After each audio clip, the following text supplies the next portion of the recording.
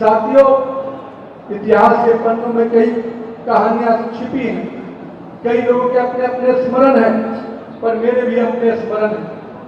मुझे याद है जब 2011 में राष्ट्रीय एकता यात्रा के माध्यम से मुझे भी जम्मू कश्मीर में तिरंगा फहराने के लिए उस युवा मोर्चा के टीम के साथ आने का मौका मिला था।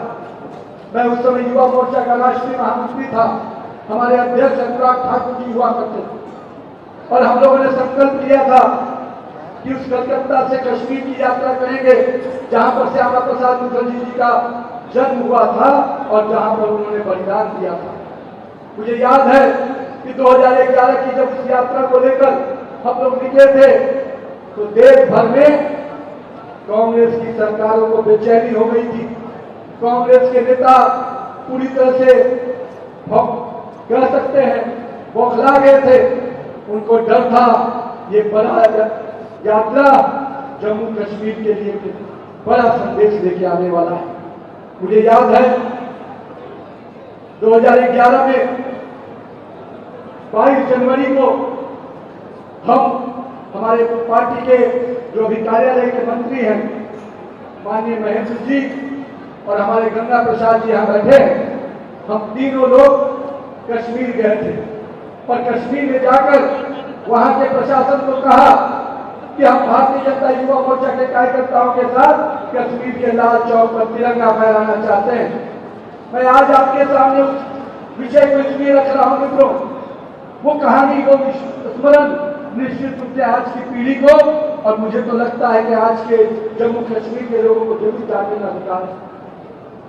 मैं उस समय नहीं था जब श्यामा प्रसाद मुखर्जी जी ने बलिदान दिया। 1953 में जब उनकी आहुति हुई, हम लोगों ने उनके संघर्षों को बाद में जाना। हमने बाद में देखा कि 50-60 साल पहले, 70 साल पहले जिस व्यक्ति ने जो संकल्प लिया था, जो सपना देखा था, उसकी वास्तविक स्थिति क्या थी। मुझे बात जब मैं वहां के प्रशासन के लोगों से मिलने के लिए गया, उन्होंने कहा था कि कश्मीर की घाटी में अगर तिरंगा लहरेगा तो कश्मीर का अमन चैन खत्म हो जाएगा। ये वो समय था जब दिल्ली में कांग्रेस की हुकूमत काम करती थी, कांग्रेस के लोग सत्ता में बैठे हुए थे।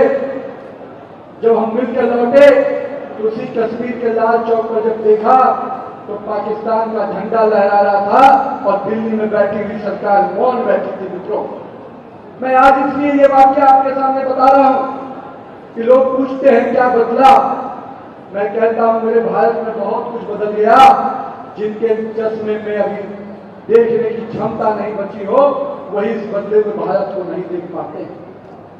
2011 का वो स्मरण और 2014 में जब देश के प्रधानमंत्री नरेंद्र मोदी जी बने तो वही कश्मीर का लाल चौक तिरंगे से लहराया हुआ नजर आता है। ये बदला है जम्मू कश्मीर का माहौल। मैं इसलिए इस बात की चर्चा कर रहा हूं। मैं उस समय जम्मू कश्मीर में था, किस प्रकार से यहाँ की सरकार उस समय और दिल्ली में बैठी हुई सरकार ने हमें तिरंगा फहराने के लिए, रोकने के लिए कर्फ्यू तक लगा दिया गया था। मुझे एक घटना और बताने का इच्छा है आप सबों के बीच में। मैंने उस कालखंड में देखा